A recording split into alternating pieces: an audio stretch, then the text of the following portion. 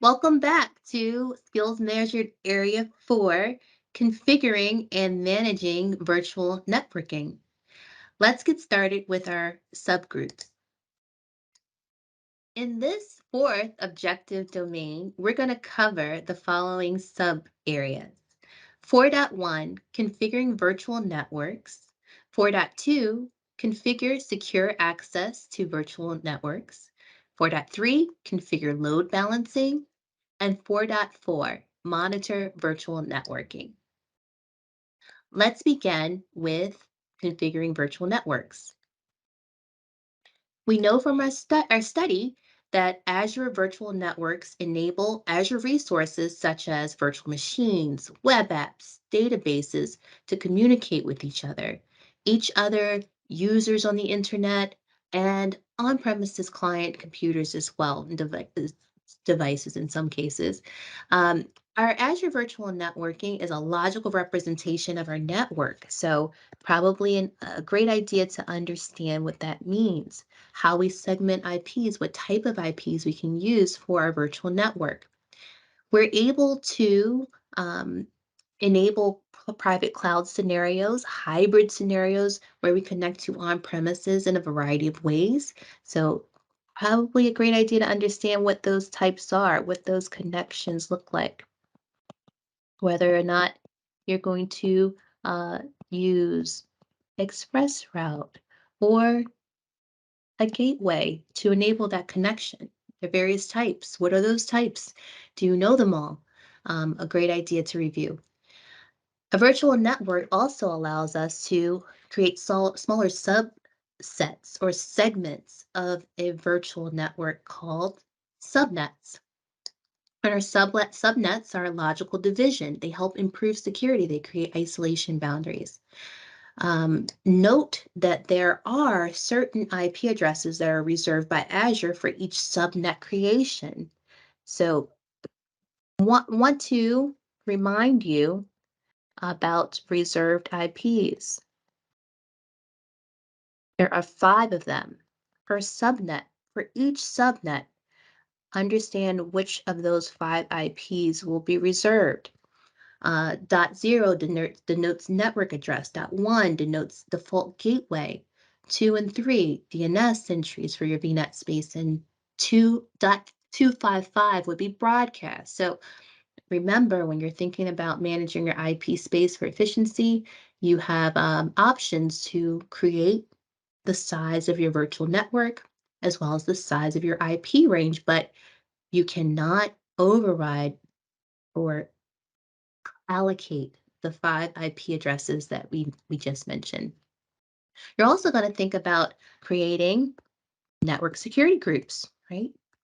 To improve security. These are options, right? But within a network security group, we have rules that define our inbound and outbound communication between our subnets. So we'll talk about those as well. Configuring a virtual network peering allows you to seamlessly connect 2 VNets over private IP space. Private versus public should mean something to you at this point. When we decide to connect 2 regions or 2 virtual networks, either between 2 regions or within a region, we know that these are called global peerings between 2 regions or regional peering between one region. Remember, peerings are non-transitive, meaning that just because there's an established peering between 2 virtual networks, uh, does not mean that we have an associative peering, a transitive peering between these 2. That would not be the case. We know that we need to be very specific about the peering types and the communication between who we connect, which virtual networks we connect. Parameters to consider would include allowing forwarded traffic not originating from within the peer virtual network into your virtual network. We are able to allow gateway transit for hybrid communications, which allows the peer virtual network to use your virtual network gateway. And we also have the ability to configure remote gateways, again, for hybrid communication. But you know this by now, right? Absolutely. Only one virtual network can have this enabled. When we talk about peering, we know that there is no need for creating a gateway. Peering happens between two virtual networks without any overhead additional hardware, but we do have the option to also connect using a gateway to an on-premises branch office if we chose optionally to add this device, right? And then we can add specific settings to our gateway that enable transit. So we don't need a gateway for peering, but we do have the option to use a gateway for additional hybrid scenarios.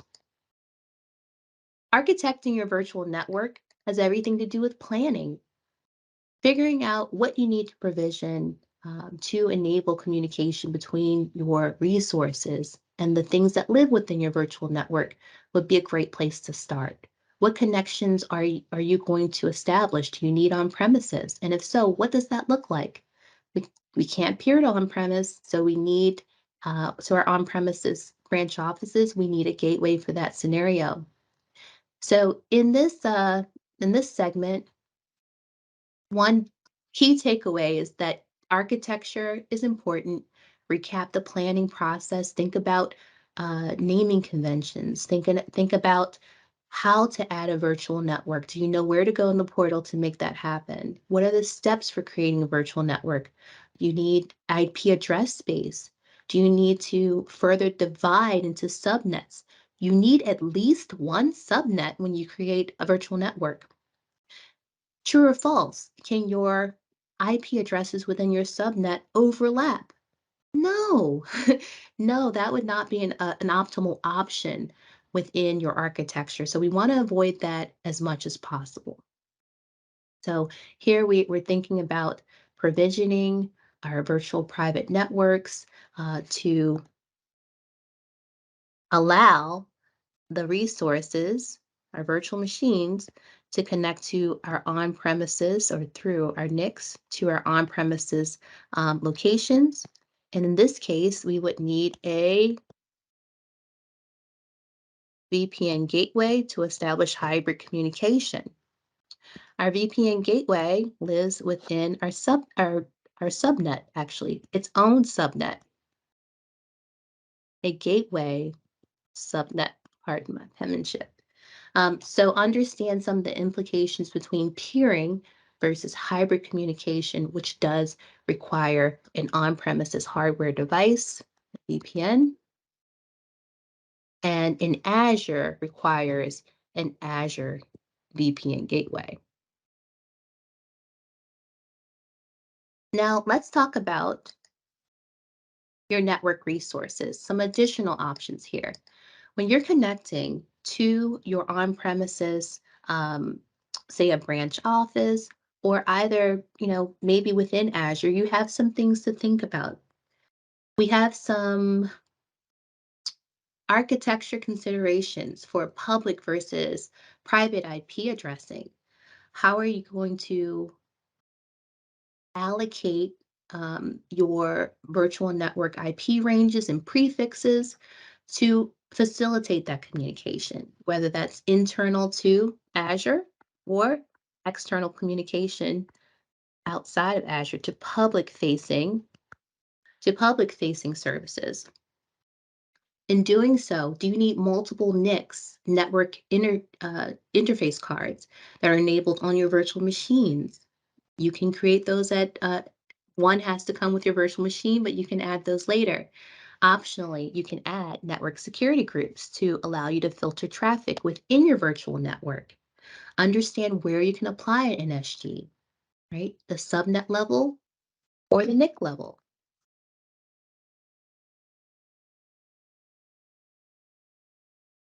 There may be a question that says, well, are you able to apply them to both? True or false? more like a multiple choice, I would say. And that answer is true, but you don't want conflicting rules, right? So understand what that implication would be for adding multiple NSGs in an environment. Optionally, you can add load balancers. That would be your layer 4 distribution for traffic within your virtual network. So remember, the OSI model has various layers. This network layer or transport layer, excuse me, please do not throw transport layer, um, would allow you to distribute traffic in a round robin fashion to your network. What about name resolution? Azure DNS is one option for a platform as a service name resolution method that you don't have to create any additional hardware for, no customization unless you want to customize it. We'll bring your own domain name, add your own private zones. Do you understand the difference between public and private zones? When would you use one or the other? Which split horizon scenarios would you use for a private zone creation? And we talked a little bit about public IPs for external use, for public facing, internet facing communications. These are all considerations that you should follow and think about for planning and mapping a strategy of a network. Now, let's talk a little more in detail about DNS. Azure Domain Name System, or DNS, is a way to host a service for DNS domains that provides name resolution for Microsoft Azure infrastructure. It allows you to host and manage domains by using globally distributed name server infrastructure. Wonder what that means. Allows you to manage all of your domains by using your existing Azure credentials, so there's integration, right, with things like Azure AD or your on-premises management system. You don't have to necessarily use Azure AD. You can create domain controllers in Azure and manage them yourselves, but some ways to integrate your credentials. It acts as a start of authority for your domain, so understand what DNS records look like and how they are mapped to your zones, those administrative units where your DNS, your resolution records are kept. Understand the difference between a record and a record set.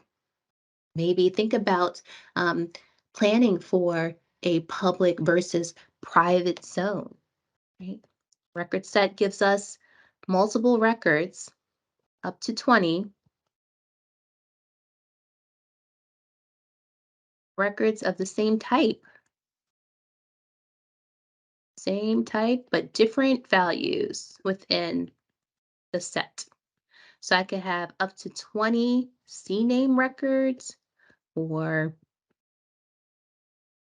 A records or quad A records. But I would have unique values. Each one of those 20 would have some unique value associated with it, for example. Same type, different values. So be mindful too that Azure DNS doesn't currently support DNSSEC.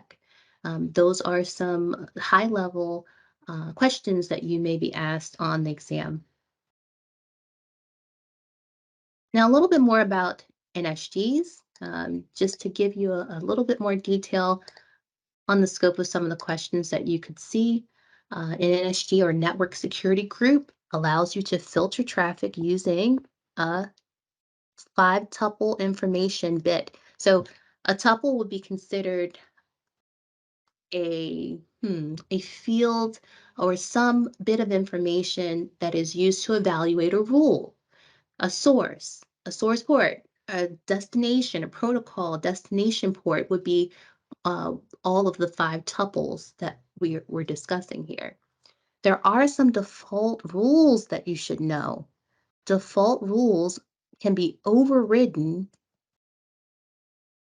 You can override, but not delete. We know that NSGs give us the ability to rank to associate priority to rules. Any of the rules that we customize to manage to filter inbound or outbound traffic between our subnet or NIC or both. Each one of these NSGs contains a set of rules. Each rule set has default set of rules that we can override, right? Understand what ASGs are as well. Augmented security rules. Okay. When you're attaching an NSG rule, you can either do that in the portal or other systematic ways, but the basic and the advanced pages allow you to add inbound security rules. This is just one example of some of the fields that you would configure. Customization of the service type, the port range, or a specific port itself. Priority is important here, and some unique name value. We know that we're going to give this port a recognizable, or this name, this unique name, something that's recognizable by your colleagues, by your organization. The priority is where we'll override the default rules. Default rule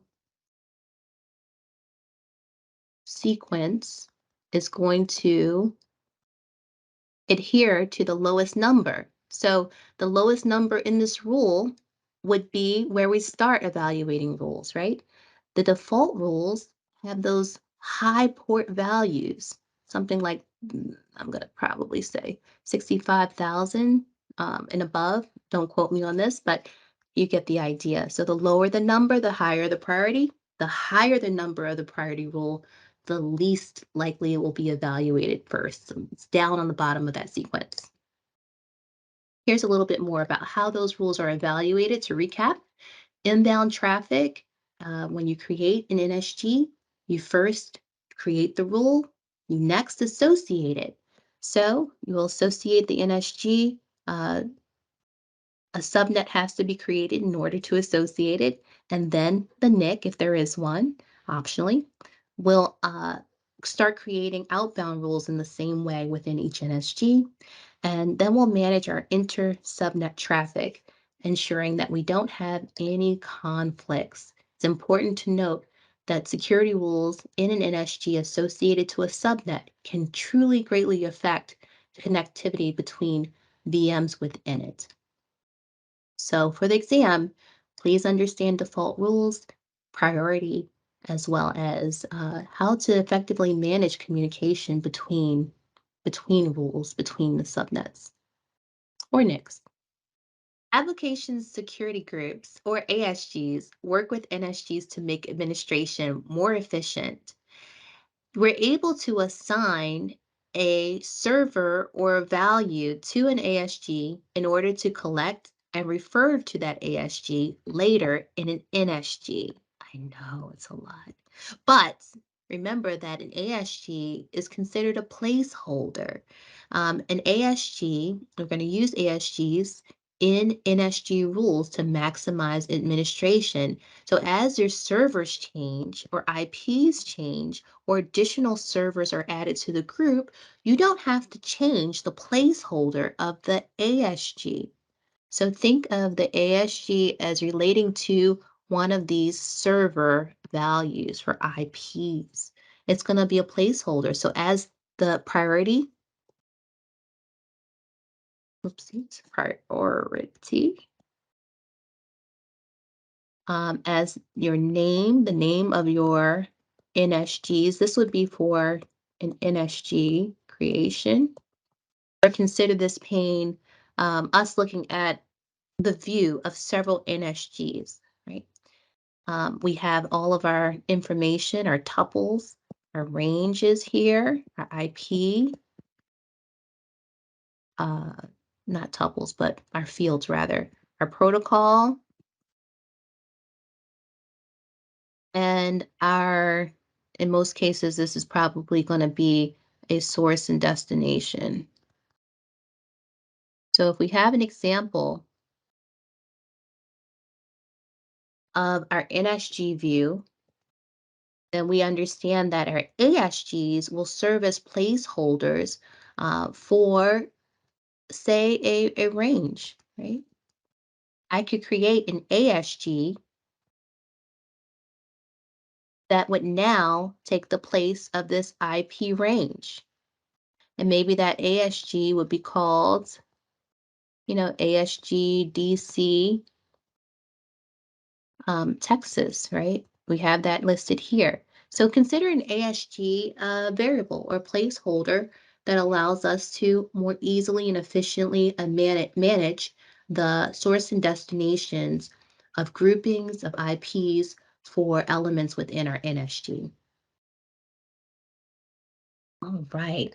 Now let's move on to discussion of protecting our network with Firewall, with Azure Firewall, which is a managed cloud-based network security service that allows protection for our resources, our virtual network resources.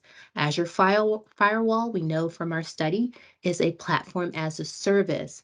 It's a fully scalable option that allows us to have high availability for this deployment, meaning it is available with redundancy in across multiple parts of Azure, regions, globally.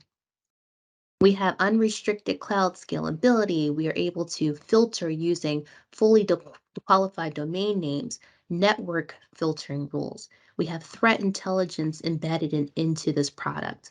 So all of the wonderful features to include logging and enforcement, as well as managing multiple front-end IPs for this resource, give you a full set of features that you can remember for the exam. This is an optional product. It's different than an NSG. It is a product that, or a feature-rich product, PaaS service, that you can deploy to manage virtual networks. How is that different than managing an NSG? NSGs are bound to a subnet or a NIC, right? And Azure Firewall would give us management to virtually any of the subnets associated with it. So here we see some spoke subnet or spoke VNets, excuse me, virtual networks, and we have our NSG sitting in front of it as a guardian of sorts in its own VNet. We can use a firewall to filter traffic to multiple areas outside of Azure. We can't do that with a network security group. Those are an internal construct. So please understand the differences before exam. Another key component here that I should mention is that platform as a service features like Azure Firewall. We'll talk about Azure Bastion. Also, or the gateway that we mentioned in the previous slide, Azure VPN gateway. These are all components that live in their own service-driven subnets. We can't change the name of those default subnets, remember? We can, in some cases, control the size of the subnet. We can't change the number of 5 reserved IPs, even for deployment of a Azure firewall into its own service subnet within its VNet. So understand that thought, that context as well. Creating an Azure firewall usually has a lot to do with where you're going to place that firewall for effectiveness. So you don't have to remember every architecture for the exam, but a great idea to understand what hub-spoke topology in Azure looks a little like this. When you're creating an Azure firewall, doesn't even have to be a firewall, but we're talking about firewall in this context. It's recommended to create a hub spoke topology where you are creating or configuring your core resources or shared resources like your VPN gateway or your firewall itself or Azure Bastion within a hub, and you have additional spokes that may have isolation, network isolation. So why do we care about hub spoke? Because it allows us to have a point of connection that sits between our on-premises network and our spokes in Azure. Spokes over here. It also allows us to overcome subscription limits to create workload isolation. So those may be some details that are that you're asked about on the exam. I'm pretty sure that that's the case. So understand that your hub spoke topology is a great way to isolate resources that'll be shared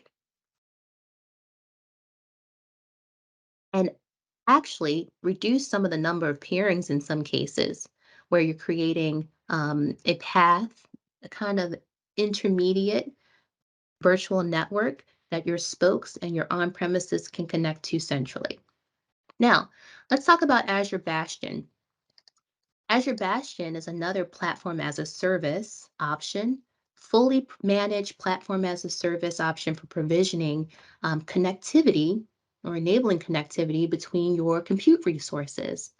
So Azure Bastion is a tool that you can use in place of a jump box, for example. If you have workloads in Azure virtual machines, for example, as we see on this in the target VM subnet, we have a few virtual machines, and maybe we don't want to access those virtual machines from outside of our environment from the internet.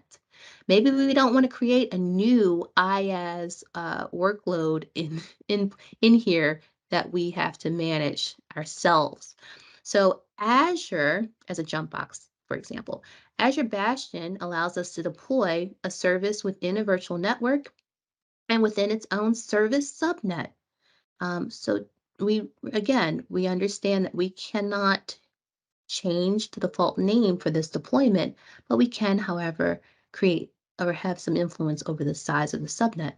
It allows us to connect to Azure Portal over a browser, HTML5 based browser to connect to the portal, have our user then over 443 connect to Azure Bastion, and further map to connect to a virtual machine resource.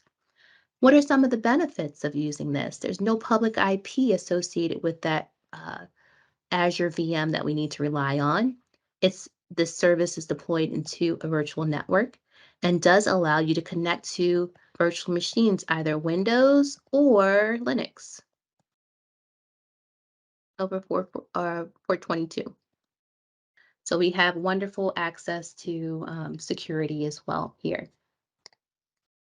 Another important networking construct that you have remembered, you remember this from your study, is service endpoints on your subnet. Service endpoints are give us our virtual networks a way to provide a secure and direct connection to Azure services over optimized routes over the backbone. So we know that to mean that if we optionally create a service endpoint, we're able to work on compute instances that run within that subnet. We can create multiple service endpoints if we'd like within a subnet. We can use service endpoints within the same region as the resource that we are connecting to. In this case, for example, an Azure SQL database, or on the right-hand side here, Azure Storage. The virtual network may or may not have the same subscription as that of the Azure service resource, and that's okay. But we're also, we should also remember that the resources from the subnet side should be enabled before configuring service endpoint for that service, meaning that each one of these services, for example, SQL database, Azure SQL database, or Azure Storage, which is also, these are all PaaS service, platform as a service options, also have a provider type that we mentioned earlier, right? Each one of these PaaS services has a Microsoft provider that needs to be enabled at the subscription.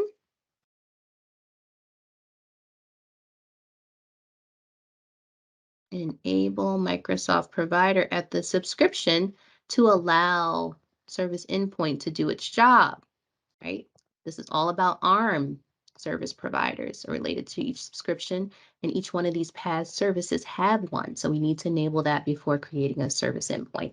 Service endpoint is designed for optimal communication and routing, reducing the number of hops and latency. So please remember that and compare service endpoint to private endpoint. When we want to implement private endpoint, we are thinking about no communication to the outside internet. All of the communication between private endpoint and the service is connected to would happen on the Microsoft backbone. So we can absolutely create private endpoints with a variety of Azure services, know some of the implications for private endpoint connecting to PaaS services versus on-premises. Same with service endpoint. There are some delineations there that you should memorize. When creating a private endpoint, excuse me, the values that you see on the right to include subscription, resource group, unique name, and region have to be prepared, as well as any private DNS integration, which allows you to map some resolution for this endpoint using a private DNS zone, which again is, well, which is available only with private endpoints, not necessarily with service endpoint, another distinction. We mentioned a virtual network infrastructure could include load balancers.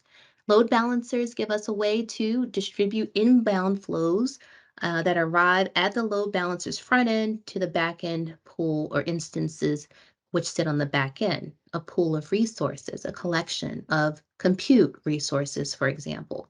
And we have two types. From your study, you'll remember that we have public load balancers or internal, not private.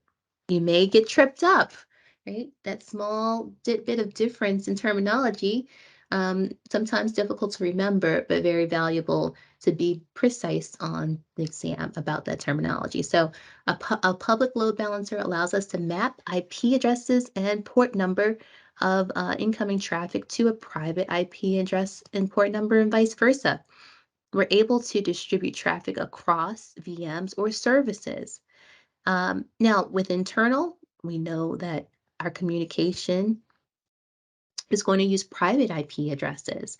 We don't have any exposure in an internal load balancer scenario. We have maybe a line of business application where we have this middleman that helps us distribute our load across multiple tiers, or even to an on-premises where you don't have any private IPs exposed.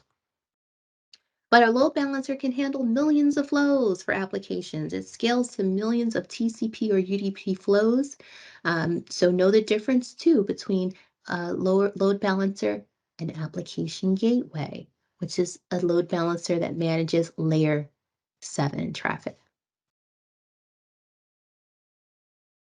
Some key terms for how we reference the configuration for a load balancer includes, we've seen this before, a stock keeping unit.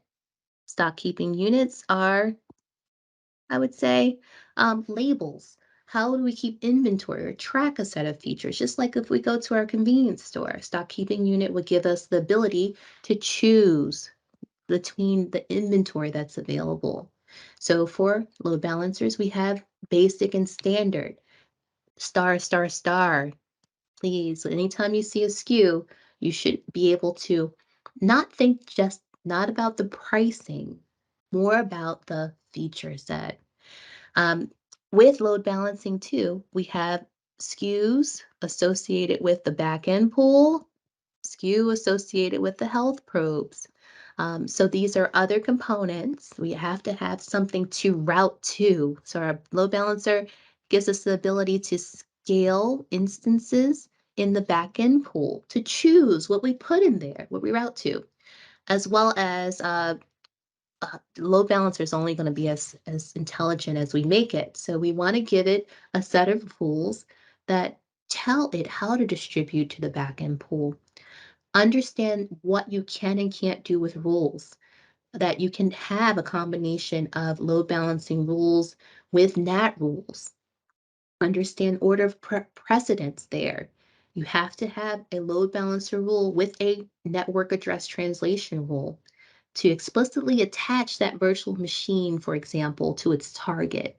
So some of those considerations are the small details that you could be asked, since um, the networking portion of your functional group is up to 30%. The details may be a little bit more readily asked. Session persistence, it's all about how your traffic is going to be handled. Do you want, that same session to be maintained with that same back-end workload? And then health probes allow us to monitor the status of our back-end pool, understand the types and SKUs and feature sets, and what happens if a health probe is unhealthy. Actually the resource itself is marked unhealthy by a health probe, rather. Application gateway, same as a virtual, very close to a virtual load balancer, except managing at a different layer of OSI. So we know from our study, an application gateway is going to give us layer 7 distribution of traffic, manages client applications, and can send traffic or manage traffic for web apps, as well as on-premises servers to this backend pool. So there are some slight differences about what can go in the backend pool here versus the layer 4 option. Virtual machines, virtual machine skill sets, um, web apps can live in here because this is a layer 7. We're at that application layer where web apps live.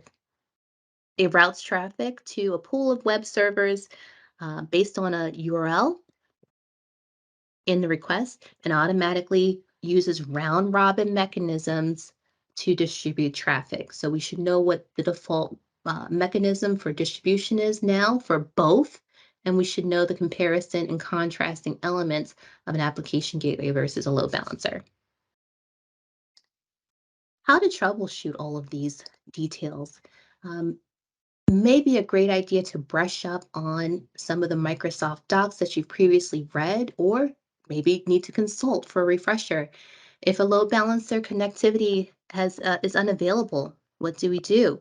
We ensure the IP of the clients are added to the NSG allow list. We check our NSGs to make sure there are no blockages or conflicts. What happens if outbound connectivity for a standard internal load balancer is unavailable? Well, we would do some phishing. We would create an explicit public IP through outbound only configuration and use a NAT gateway on our subnet to do some resolution there. What about backend port for an existing load balancer rule that can't be changed? First, we'd update the virtual machine skill set to remove the health probe, and then update the port and configure the health probe again. We have issues with a small amount of traffic, which shows up in our load balancer after removing a virtual machine from a backend pool of the load balancer. Well, we need to do a network trace to verify, and then from there, a virtual machine within the Azure subscription, conduct a network trace to verify, and then from a virtual machine within the Azure subscription, perform NS lookup, to determine the IP, Azure IP, and then troubleshoot this traffic to see if it's going to the right destination. A load balancer fails in the failed state.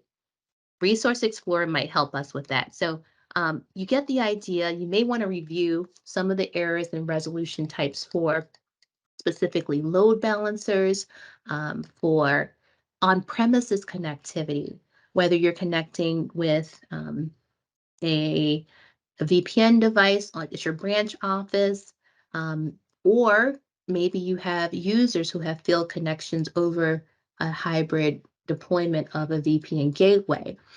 Here are a couple of tools using Network Performance Monitor in Azure, Performance Monitor to track network connectivity across deployments, and to your on-premises locations or multiple data centers, or Service Connectivity Monitor to track any user connections that are bottlenecked uh, or have bottlenecks.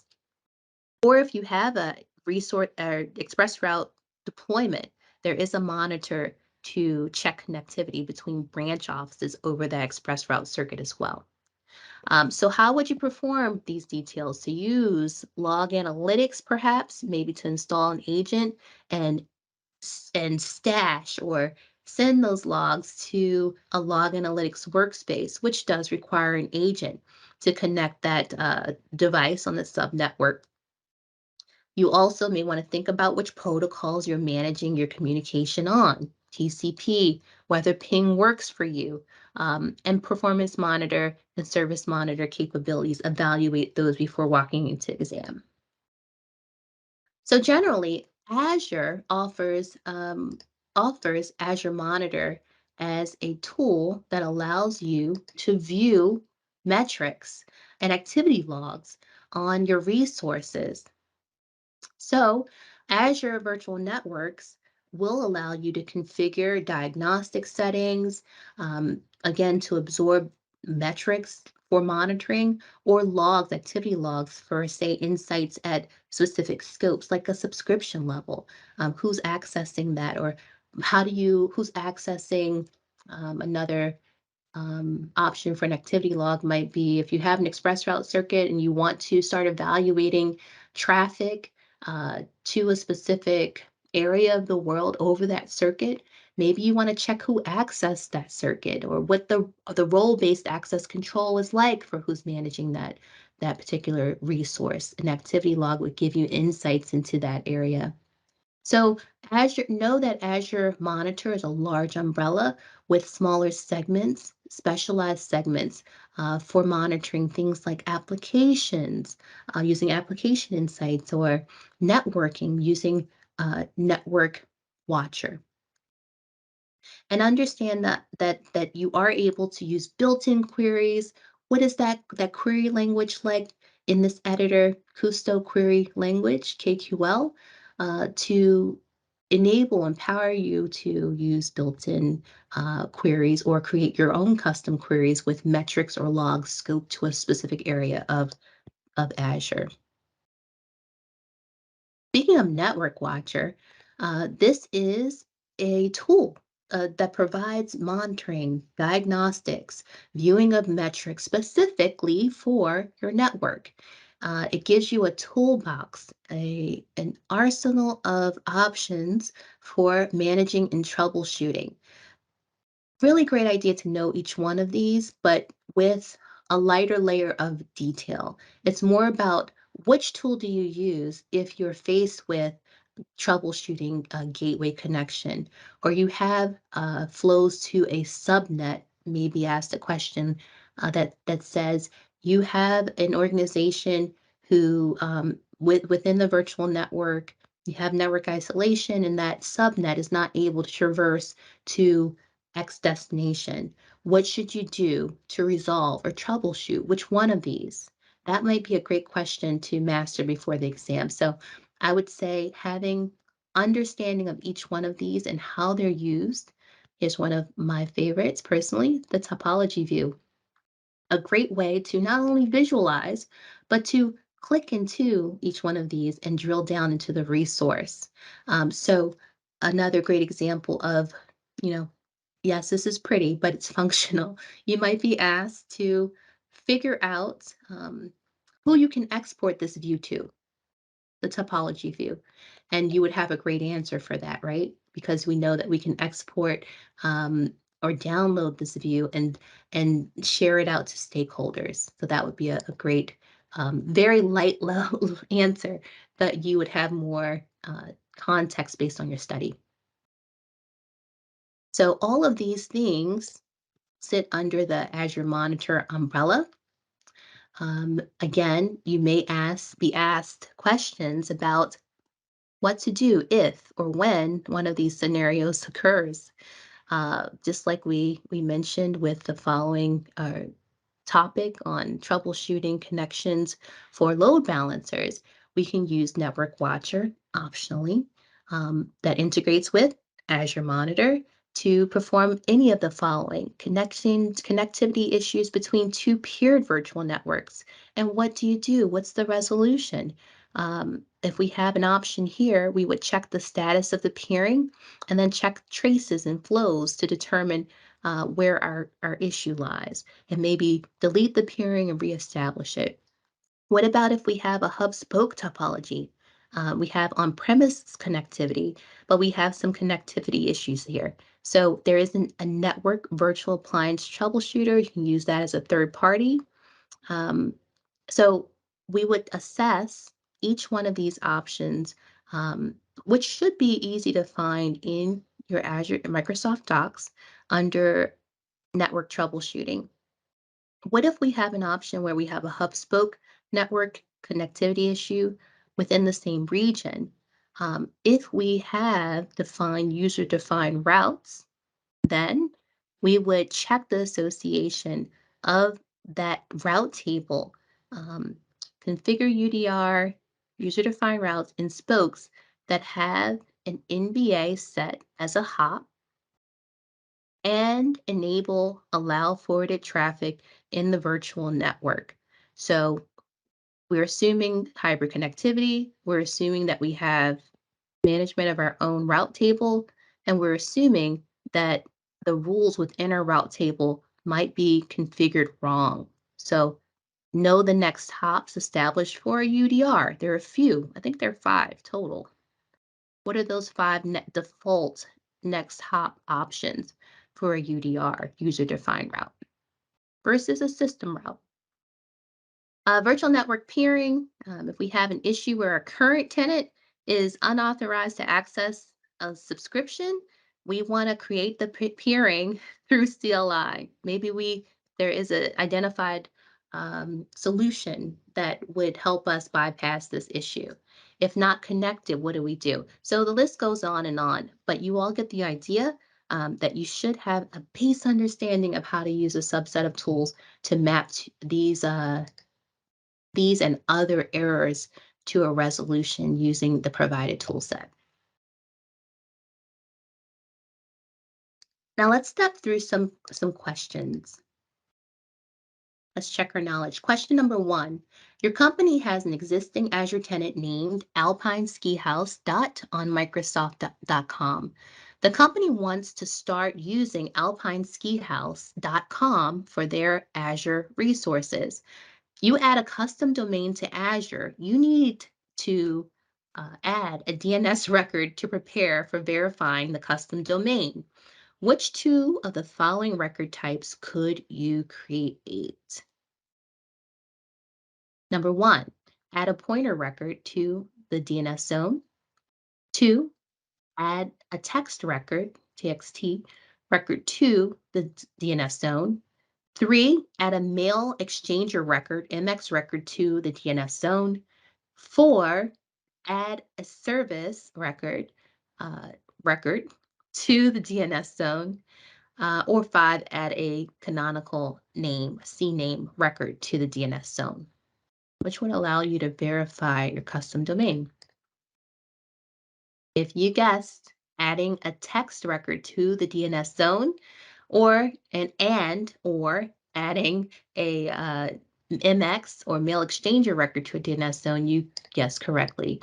And this reverts us back to understanding how to validate and verify a custom domain.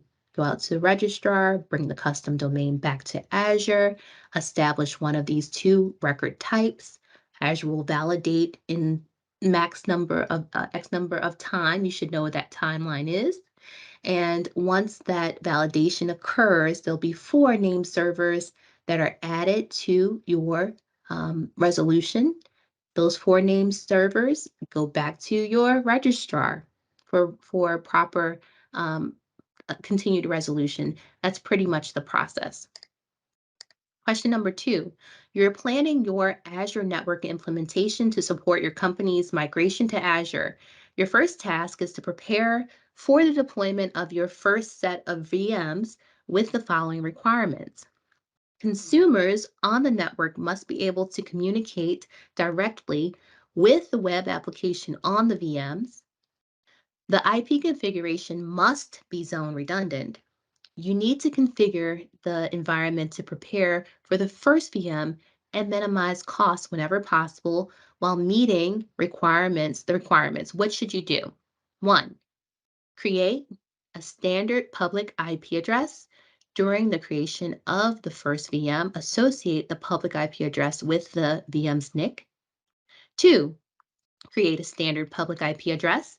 After the first VM is created, remove the public IP address, or excuse me, remove the private IP address and assign the public IP address to the NIC. Three, create a basic IP address. During the creation of the first VM, associate the public IP address to the VM. Or four, create a basic public IP address. After the first VM is created, remove the private IP address and assign the public IP address to the NIC.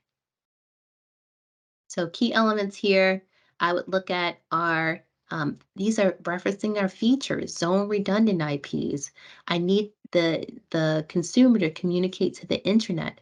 Both of these target feature sets of the IP questions in question here. The correct answer is that we're going to create a standard IP address. During the creation of the first VM, associate the public IP address with the VM's NIC.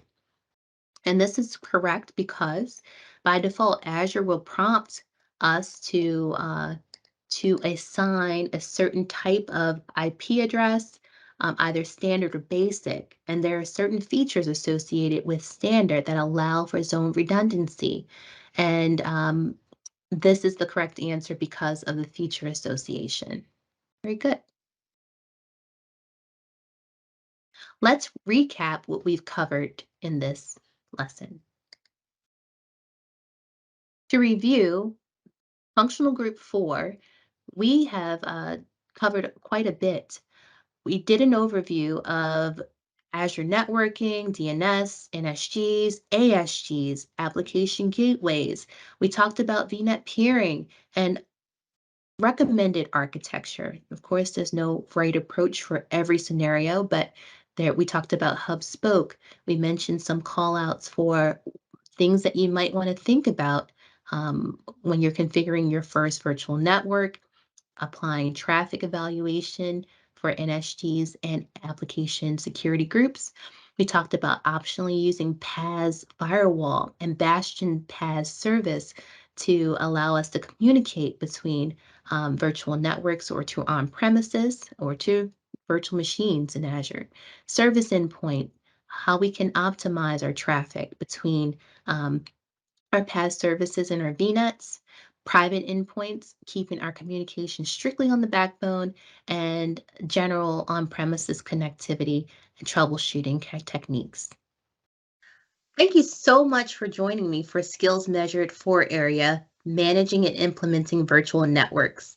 I can't wait for you to join me for Skills Measured 5, Monitor and Backup Azure Resources.